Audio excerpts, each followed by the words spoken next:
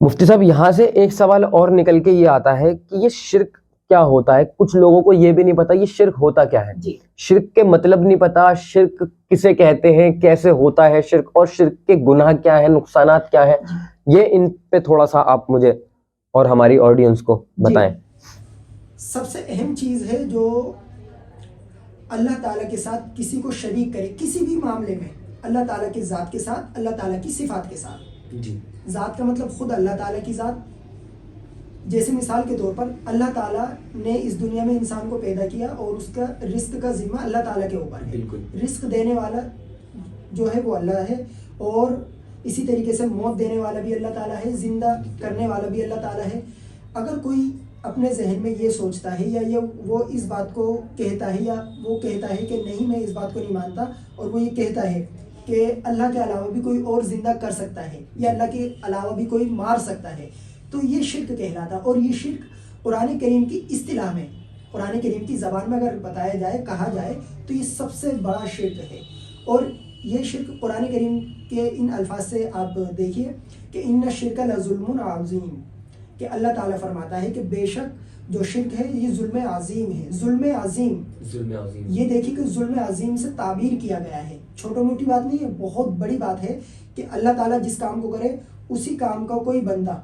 اس کے شریک ٹھہرائے، یا اس طریقے سے بتائے کہ نہیں یہ کام وہ بھی کر سکتا ہے۔ مثال کے طور پر کوئی مزار پر جاتا ہے، یا کوئی کسی انسان سے ایسا جو جادوگر وغیرہ ہوتے ہیں مثال کے طور پر، کہ ان سے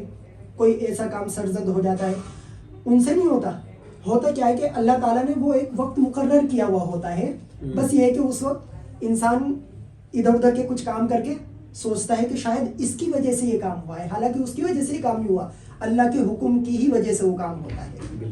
یہ یاد رکھیں کہ شرک بالکل حرام ہے، اور شرک ایسا گناہ ہے کہ اگر بغیر توبہ کے اس دنیا سے انسان چلا جائے تو اللہ تعالیٰ شرک کو کبھی معاف نہیں کرے گا۔ قرآن کریم میں ہی اللہ تعالیٰ فرماتا ہے کہ شرک کے علاوہ اگر اللہ تعالیٰ چاہے گا تو سارے گناہ معاف کر دے گا، لیکن شرک کو کبھی معاف نہیں کرے گا، کیونکہ شرک جو ہے نا، اللہ تعالیٰ کے ساتھ کسی کو شریک کرنا، یہ سمجھ لیجئے اس سے بڑا گناہ ہی نہیں ہے، سب سے بڑا گناہ ہے، اور ظلم بھی سب سے بڑا ہے اپنے آپ پر۔ یہ دیکھیے سب سے بڑا ظلم قرآن کریم خود کہہ رہا ہے، اس بات کو قرآن کریم نے خود کہا ہے، تو ظاہر سی بات ہے اس کی شناعت کتنی زیادہ بڑھ جاتی ہے۔ اس لیے ہمیں اپنے عقائد کو درست کرنے کے لیے اپنے مفتیان کرام، اپنے جو اہل علم ہیں، ان سے پوچھ کر اپنے جو روزانہ کے معاملات ہیں ان کو آگے بڑھائیں، اور اپنی جو بھی دینی تعلیمات ہیں، دنیاوی تعلیمات ہیں، تو ان میں بھی جو ہے نا پوچھ کر آگے بڑھیں۔ کہیں ایسا نہ ہو کہ ہم پوری محنت کر رہے ہیں، محنت کرنے کے باوجود پتہ چلا کہ یہ کام تو ہم نے غلط کیا، تو ساری محنت رکھائی رہ گئی۔ قرآن کریم میں اللہ تعالیٰ فرماتا ہے فَاسْأَلُوا أَهْلَ الذِّكْرِ إِن كُنتُمْ لَا تَعْلَمُونَ، کہ اہل ذکر سے، اہل علم سے، یہاں پر ذکر ہے قرآن کریم میں تو، لیکن اس کی جو تعبیر بتائی جاتی ہے وہ یہ بتائی جاتی ہے کہ اہل علم سے سوال کرتے رہا کرو، اہل